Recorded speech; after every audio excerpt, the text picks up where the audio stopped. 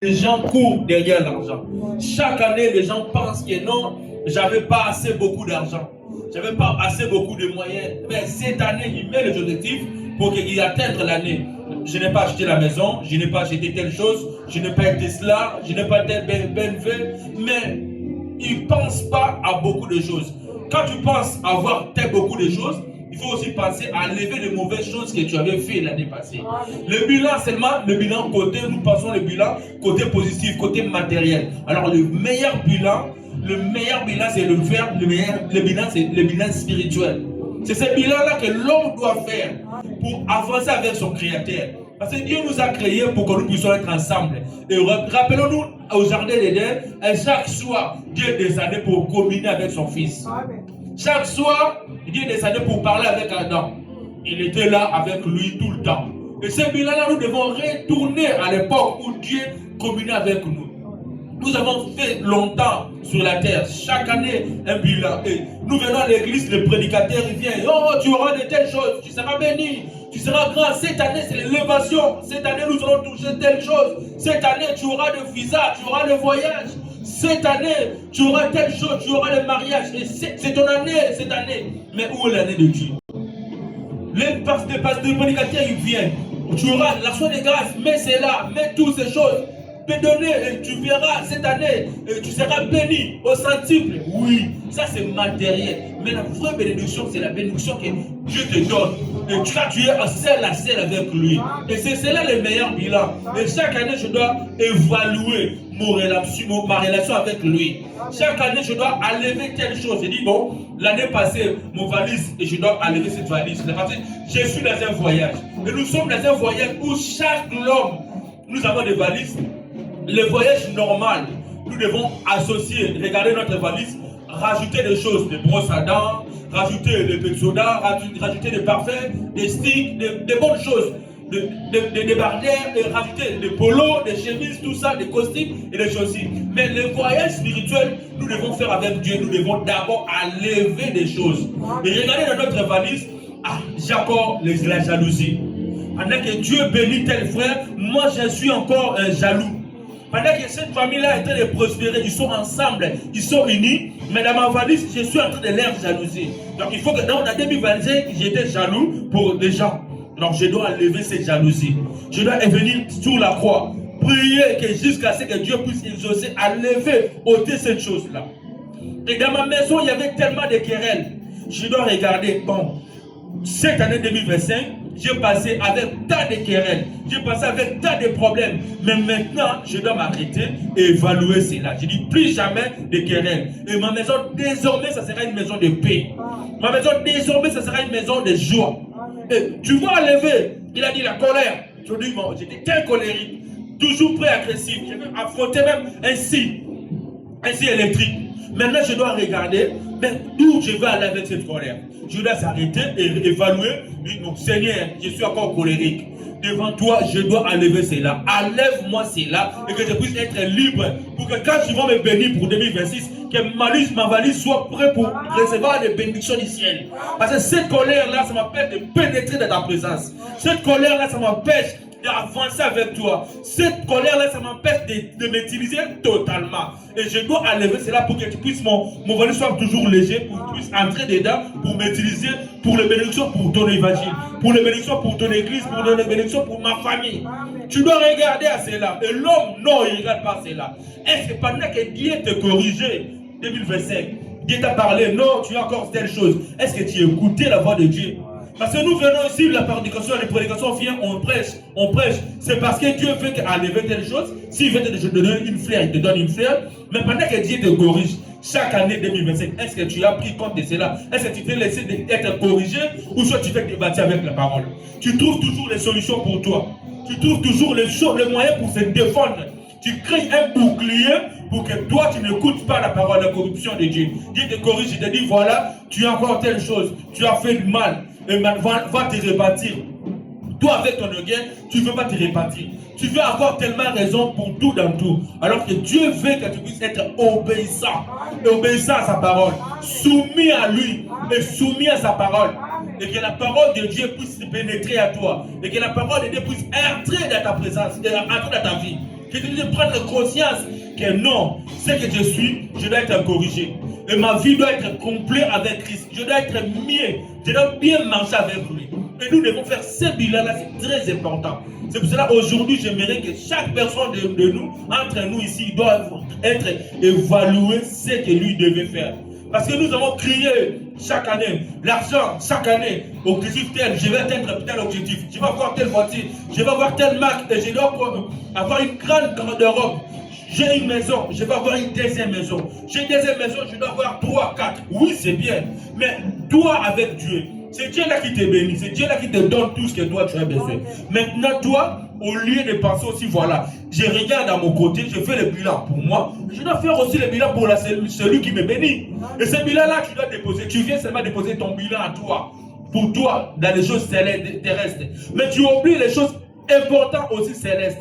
Que ces choses-là qui vont t'amener au ciel. Parce que ce bilan que toi, tu as fait pour toi-même, ça va rester ici, c'est éphémère. C'est la vanité, ça ne va pas t'amener au ciel. Mais le bilan, normalement, nous devons faire, nous tous, c'est le bilan spirituel. Avoir notre état avec Dieu, notre relation. Et mon relation avec Dieu, c'est comment? Et je marche avec lui comment? Tu dois voir ça évaluer et pour que tu puisses marcher de baptême à baptême, du Saint-Esprit au Saint-Esprit, de victoire en victoire. Donc nous devons réfléchir à nos voies. Nous devons penser et la parole, comment je prends la parole? Comment je prends la parole? Est-ce que je prends la parole à la légère ou je prends la parole? Chaque mot je sors dans sa parole et je m'accroche à ça. Est-ce que tu prends le temps de cela? Non. Toi, ce que tu penses, tellement que tu puisses être béni, tu puisses avoir l'argent. Et tu penses que l'argent, c'est la bénédiction plus importante. L'argent, c'est une chose. Mais avoir une relation avec Dieu, c'est une autre chose. Avoir des moyens, être à l'aise sur la terre, c'est mieux. Mais être à l'aise avec Dieu, parce que c'est plus mieux. Parce que tu seras à l'aise dans ce siècle et dans le siècle à venir. Ce que nous attendons, parce que cette vie-là, ça va s'arrêter. Peut-être 90 ans, 120 ans. Mais tu ne penseras jamais ça descendant sur la terre. Parce que ça va s'arrêter quelque part. Mais là où tu dois vivre l'éternité, c'est ce moment-là, donc tu dois prendre soin de cela. Tu dois regarder à cela, tu dois veiller. Parce que tout ce que tu penses aujourd'hui, tous les bilans que tu as fait, aujourd'hui c'est pour toi. Mais le bilan spirituel pour Dieu, pour ton éternité, parce que c'est là que c'est la chose importante. Tu dois vivre éternellement. Mais toi tu penses, tu mets les choses éphémères au devant, mais les choses importantes, tu les mets derrière. Donc nous devons regarder à notre valise, regarder à la parole, regarder à notre vie, veiller à cela. Tu critiques tout le temps. Tu ne passes jamais le temps à la prière. Jamais. Toi, tu penses seulement que non, Dieu était là et là seulement, que tu viens 2 minutes, tu pries à l'église et tu rentres. Tu n'es pas aussi chrétien que cela. Un chrétien, c'est lui qui veille tous les jours, c'est lui qui prie tous les jours, c'est lui qui médite la parole, nuit et jour. C'est cela un chrétien. Ce n'est pas seulement quelqu'un qui proche, qui vient pour pour venir remplir les bancs à l'église qui rentre. Non, un chrétien, c'est lui qui porte sa croix tous les jours. Il est à la maison, il a sa croix. Il est au travail, il a sa croix. Il est partout, il a sa croix. Parce qu'il est un chrétien, pas pour les autres, mais pour lui. Pour lui. Pour lui seul. Il est chrétien parce qu'il aime son Créateur. Il est chrétien parce qu'il aime son Dieu. Il doit veiller, il doit être toujours là. Toi, pendant tes problèmes, tes tempêtes en 2025, tu te fais quoi avec ça? Tu avais des problèmes, tu t'es retourné vers qui? Tu retournes vers la magie? Tu retournes vers la coutume? Tu retournes vers quoi? Parce que Dieu nous a créés pas pour se débrouiller, mais Dieu nous a créés pour regarder à lui. Il a dit, évoque-moi, je te répondrai, je te montrerai des choses cachées de ta vie et que tu ne connaisses pas. Mais toi, pendant tes problèmes, pendant que tu avais les tempêtes, les disciples, pendant qu'ils avaient les tempêtes, ils avaient réveillé qui? Jésus. Ils ont cherché qui? Jésus. Même toi, pendant que tu as des problèmes, pendant que tu as des soucis, tu regardes à qui? Tu tournes vers qui? Alors Dieu est là, Dieu est là. Il a besoin que tu retournes vers lui parce qu'il est ton créateur. Il ne t'a pas créé pour se débrouiller. Pendant que Adam, dans le jardin d'Éden, ils ont fait des bêtises, ils sont cachés. Dieu lui-même est venu vers lui. Parce que Dieu aime que toi tu as des problèmes, tu retournes vers lui, crie vers lui. Il viendra pour te sauver. Il viendra pour calmer tes tempêtes. Il viendra pour te délivrer. Il viendra pour te sauver. Toi, un chrétien, tu as un mot de tête. La première des choses, tu pars vers le médicament. Tu pars vers où est ma carte vitale. Tu cherches cela. Alors que Dieu t'a créé pour regarder à lui. Tu devais d'abord commencer par la prière. Et chercher d'abord que Dieu puisse te guérir lui-même. Ensuite, tu feras d'autres choses en premier. Mais toi, pendant que tu as un peu mal de tête, le ventre te fait mal, tu as mal à gauche ou à droite, tu tournes directement à l'hôpital. Un chrétien, il n'est pas quelqu'un pour aller tout le temps à l'hôpital. Un chrétien, d'abord, il doit d'abord exercer sa foi. Tu as mal à gauche, tu as mal à droite, tu as mal à la tête, tu as mal aux pieds. D'abord, cherchez d'abord à voir la guérison divine. Ensuite, tu vas te chercher alors. Cherchez d'abord, lève tes mains vers Dieu. D'où viendra ton secours? Le secours viendra de l'Éternel. D'abord, tu dois exercer ta foi. Parce que l'enlèvement qu'on parle, ce n'est pas une chose comme cela. C'est d'abord, nous-mêmes, nous avons créé notre foi, exercer notre foi, afin que notre foi puisse être costaud, afin d'affronter de grandes choses. L'enlèvement, si tu n'as pas la foi de guérir la maux de tête, tu ne seras pas enlevé. L'enlèvement, ça commence aujourd'hui. Tu as une maladie, tu pries et la maladie part. Tu as un problème à la maison, tu pries, tu parles à tes problèmes et le problème puisse partir. Amen. Tu as un souci, tu dis, ce souci-là, ça s'arrête aujourd'hui. Tu l'arrêtes, c'est là. Amen. C'est là la foi que nous allons exercer chaque jour. Chaque jour. Et le jour d'enlèvement, et tu seras le moyen d'être enlevé. Toi, tu n'as pas une foi, un petit foi, comme une graine de sénève. Tu penses que tu vas monter jusqu'au ciel? Dans quel moyen? La foi, ce n'est pas la magie. La foi, c'est une petite chose qu'on doit exercer chaque jour. De nourrir, garder.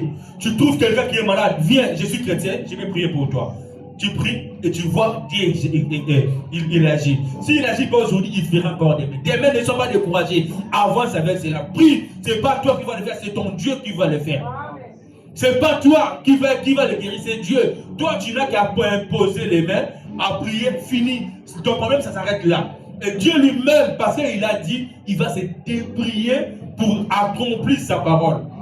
Donc nous devons exercer notre foi. En fait, ensuite, Dieu vient en 2026, à la fin de 2026. Toi, tu n'as pas exercé ta foi. Aujourd'hui, nous avons traversé 2025. C'est sa grâce. C'est sa grâce aujourd'hui que nous sommes en 2026. Mais qui nous dit qu'en 2026, on va passer 2027? Alors toi, tu n'as jamais exercé ta foi. C'est l'occasion de se mettre en épreuve. Tu dis non, cette année, je dois exercer ma foi. Parce que j'ai entendu que Dieu parle. Dieu parle. Tel frère a donné des témoignages. Tel frère, telle sœur a donné des témoignages. Moi aussi, je vais donner mon témoignage. Je dois faire en sorte que Dieu puisse m'utiliser. Alors pour que Dieu puisse t'utiliser, tu dois maintenant balayer ta maison. Tu dois maintenant regarder à toi. Tu dis, mais qu'est-ce qui me bloque? Qu'est-ce qui m'empêche d'avancer avec le Seigneur? C'est quoi? Tu regardes. Ah, moi, tu évalues. Je suis colérique. Je parle toujours à mal. Je critique tôt. Et je passe mon temps à regarder des choses à l'internet sans pourtant prier.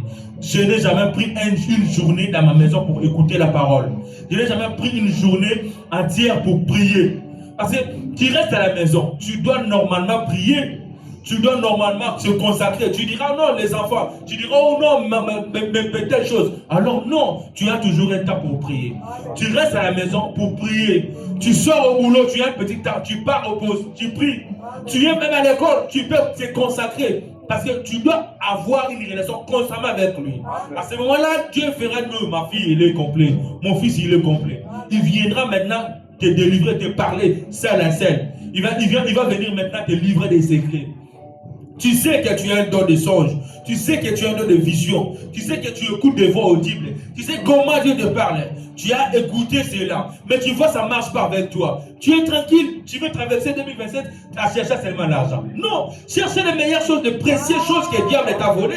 Cherchez d'abord à restaurer ton santé, à restaurer ta santé spirituelle. Cherchez d'abord à restaurer la relation avec Dieu. Car cette relation, c'est très important pour l'homme. Pour vivre éternellement, pour guérir ses maladies, pour délivrer ton peuple, pour guérir les problèmes, trouver des solutions. Dieu a créé ces canaux-là afin que nous puissions être complets. Tu écoutes les songes, tu envoies des visions, tu écoutes telle chose, tu as tel don. Alors maintenant, Dieu nous a donné cela pour que nous puissions en bénéficier. Mais nous avons ces dons-là, ça n'existe pas, Dieu est là. Le don de prophétie, à l'église, nous devons avoir cela pour que Dieu se manifeste. On peut avoir quelqu'un qui est malade ici. Alors, il vient avec ses problèmes. Il ne peut pas retourner avec cela. Alors, toi, tu as un don ici. Un don de prophétie, un don de parler en langue, un don de telle chose. Tu dois manifester cela ici, afin que son peuple puisse être délivré. Mais toi, tu es tranquille. Le seul moyen que toi, tu vois à demander à Dieu, c'est juste l'argent.